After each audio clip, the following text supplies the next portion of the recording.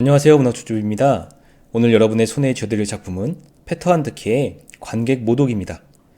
페터 한드케는 1942년 오스트리아의 그리텐에서 태어난 작가입니다. 시골 출신인 그는 어릴 때부터 전쟁과 가난에서 자유롭지 못했습니다. 법학을 전공하던 그는 1966년에 첫 소설 말벌들 출간 이후에 전업작가의 길을 걷죠. 그는 퀸터그라스나 하이니히벨 등이 활동한 것으로도 유명한 47그룹에서 활동을 하며 주목을 받기도 합니다. 기존의 관습을 깨는 작품 활동을 많이 했기 때문에 우리 시대 가장 전위적인 작가라는 평가를 받기도 하죠. 그는 2019년 노벨문학상을 수상하며 다시 한번 주목을 받았습니다. 하지만 그가 노벨문학상을 수상할 자격이 있느냐에 대한 논란도 있는데요. 과거 유고슬라비아에서 인종청소를 자행한 밀로세비치를 옹호한 전력이 있기 때문입니다. 그의 문학성이 어쨌든 과거 옳다고 보기 어려운 행동을 했다는 점을 분명히 밝혀드리고 시작하겠습니다. 관객 모독은 전위적인 페터 한트케의 수많은 작품 중에서도 특히 가장 도발적인 작품으로 평가받고 있는 희곡입니다. 상당히 짧은 분량의 이 희곡은 기존 희곡의 틀을 완전히 뒤엎은 형식을 보여주죠. 1966년에 이 작품이 초연되었을 때 관객들의 열광적인 반응을 얻었다고 합니다. 그는 이 작품을 통해서 언어 자체에 대해서 주목하는 모습을 보였죠. 아마 많은 분들이 페터 한트케의 노벨문학상 수상 이후에 이 작품을 접하셨을 것이라는 생각이 듭니다. 그리고 아마 많이 당황하셨을 것 같다는 생각도 드는데요. 어떻게 이 작품을 이해하면 좋을지 함께 생각해보면 좋겠습니다. 이 작품에 등장하는 주요 인물들을 소개하겠습니다. 이 작품에는 캐릭터가 명확하게 설정되지 않은 배우 4명만이 등장합니다. 상당히 특이하죠? 이들이 이 작품의 주요 등장인물들입니다. 이 작품의 주요 줄거리를 소개하도록 하겠습니다. 이 희곡은 배우 4명이 이끌어가는데 배우를 위한 규칙들이 몇 가지 제시되고 있습니다. 그 규칙이란 데모하는 군중들의 구호 소리를 귀 기울여 들을 것, 논쟁 때 오가는 말들을 귀 기울여 들을 것 등이죠. 관객들이 연극을 보기 위해 극장에 들어오면 아직 막이 오르기 전 마치 연극을 준비하는 듯한 소음을 막 뒤에서 만들어내 관객들을 착각하게 만듭니다. 극장 안은 일반적인 연극을 공연할 때와 똑같은 느낌을 구현하여 이 연극이 여타의 연극과 같다는 생각을 하게 하죠. 마침내 막이 오르고 4명의 배우는 앞으로 서서히 걸어나와 각자 관객들을 욕하고 그런 다음에 이 연극에 대해 이야기를 하기 시작하는데 그 내용은 이런 내용입니다. 이 연극은 일반적인 연극과는 전혀 다른 것이며 연극이 갖추고 있는 형식들은 하나도 지켜지지 않는다는 것이죠. 자신들은 관객들에게 어떤 이야기를 보여주지도 않을 것이고 어떤 의미를 내포한 말이나 행동을 하지도 않을 것이라고 합니다. 배우들은 관객들에게 도리어 관객인 여러분들이 주제이며 연구 대상이라고 하면서 여러분들은 어떤 이미지를 형상화하거나 상징적이지는 않다고 하고 있습니다. 또한 지금 하는 것은 연극도 아니고 어떤 소품도, 심지어 여기서는 시간조차 어떤 역할을 하지 않는다고 말합니다. 자신들은 몸짓으로 연기하지 않고 오직 언어로 표현할 뿐이라고 이야기하며 말이 곧 행동이라고 하죠. 그러면서 관객들인 여러분은 이 연극을 보러 극장에 들어오면서 행동한 그대로 행동하며 밖으로 나가게 될 것이라고 말합니다. 그리고 그 전에 자신들이 관객들에게 욕설을 할 것이라고 예고하고 각종 욕설을 퍼붓기 시작합니다. 그 이후에 작별 인사를 하고 나서는 막이 내리는 와중에 관객들에게 박수소리와 환호소리를 보내며 극은 마무리되죠. 이제 이 작품의 감상평을 말씀드리도록 하겠습니다. 먼저 이 작품의 제목이 관객 모독인 이유에 대해서 생각해 볼 필요가 있을 것 같습니다. 연극계에 큰 반향을 일으킨 페터 한트케의 작품의 제목은 관객 모독으로서 제목부터가 상당히 파격적이죠. 관객은 연극의 소비자라고 할 수 있기 때문에 어떻게 보면 연극계에서 절대 갑의 위치에 있다고도 볼 수 있기 때문입니다. 이 작품을 읽다 보면 제목을 관객 모독으로 한 이유는 상당히 명백해 보이는데 1차적으로는 관객들에게 욕설을 하기 때문이라고 할 수 있죠. 특히 마지막 부분에서는 각종 욕을 나열하며 관객들에게 던지기 때문에 당연히 관객에 대한 모독이라고 표현할 만합니다. 하지만 조금 더 깊이 생각해보면 이 작품의 제목이 관객 모독인 이유가 심오한 의미를 담고 있음을 확인할 수 있습니다. 바로 관객과 배우 간 권력 구조가 완전히 뒤바뀐 형태를 보여주고 있기 때문이죠. 일반적인 연극은 당연히 배우가 연기를 하고 관객은 그것을 지켜보는 구조를 가지고 있어 배우가 생산자이고 관객이 소비자라고 볼 수 있습니다. 그러나 이 연극에서는 비록 4명의 배우가 무대에 나와 말을 늘어놓고는 있지만 도리어 관객이 생산자가 되어버리는 듯한 느낌을 주고 있습니다. 이런 느낌을 제일 극적으로 드러내는 부분이 연극의 가장 마지막 부분인데, 막이 내려가면서 관객들에게 박수와 환호를 보내는 장면이죠.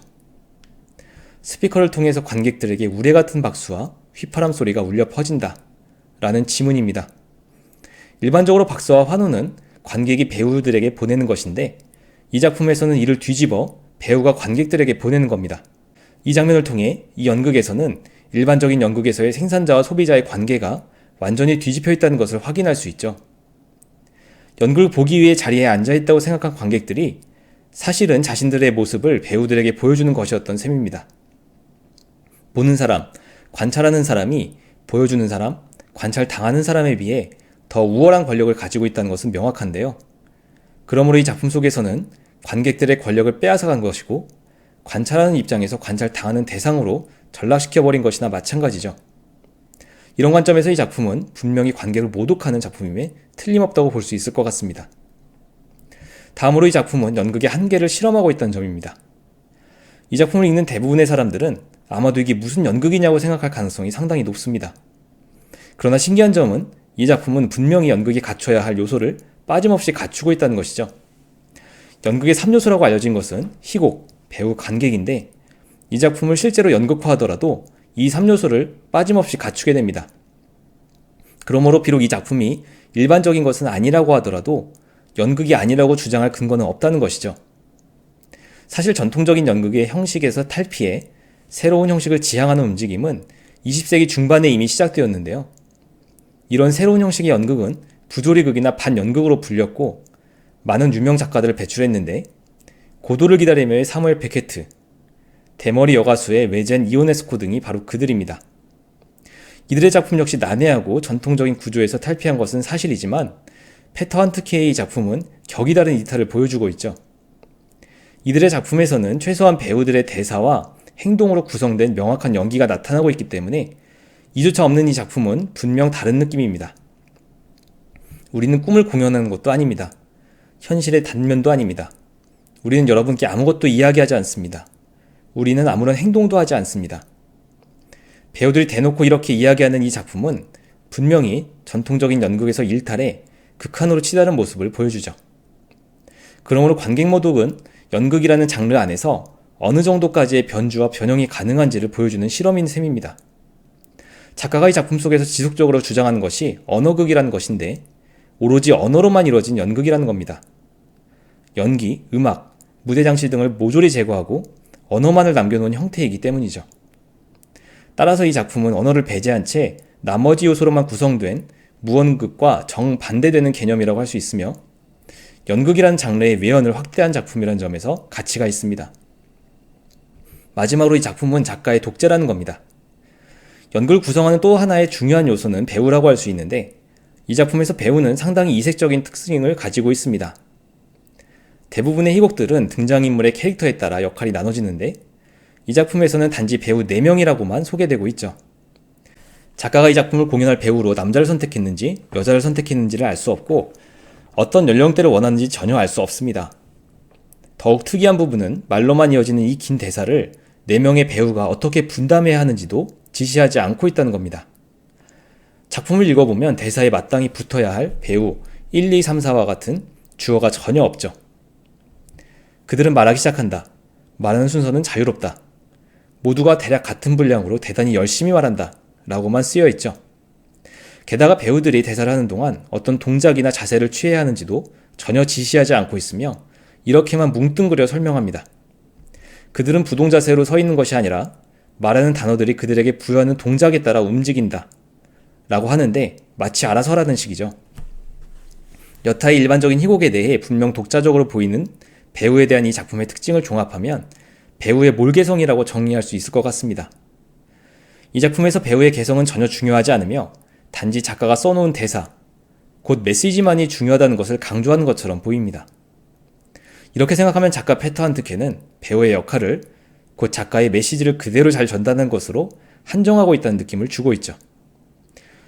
이렇게 생각하면 한트케가 왜 이 작품의 초반에 배우를 위한 규칙을 정하면서 귀 기울여 들을 것과 자세히 관찰할 것이라고 했는지 알 법한데요.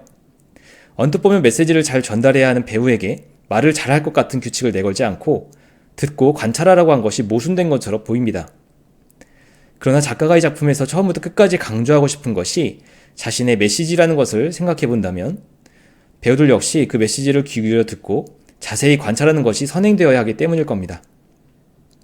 그러므로 이 작품은 처음부터 끝까지 작가 자신이 전하고 싶은 메시지에 초점이 맞춰져 있다는 것을 알 수 있습니다. 이런 점을 생각하면 패트헌터계의 관객 모독은 관객과 배우가 모두 자신의 메시지에 집중하길 바라는 작품인 것 같습니다. 즉, 이 작품은 언어의 독재이며 그것을 만들어낸 작가의 독재라는 점을 느끼게 됩니다. 여기까지 관객 모독 줍줍이었습니다. 문학의 세계는 참 다양하다는 생각을 많이 하게 되는데 특히 이 작품을 접하면서 그런 느낌을 받았습니다. 현존 작가 중 가장 전위적인 작가로 꼽히는 패트헌터케의 작품이기 때문이 아닐까 싶었습니다. 지금까지 문학 줍줍이었습니다. 다시 다른 영상으로 또 만나 뵙겠습니다. 감사합니다.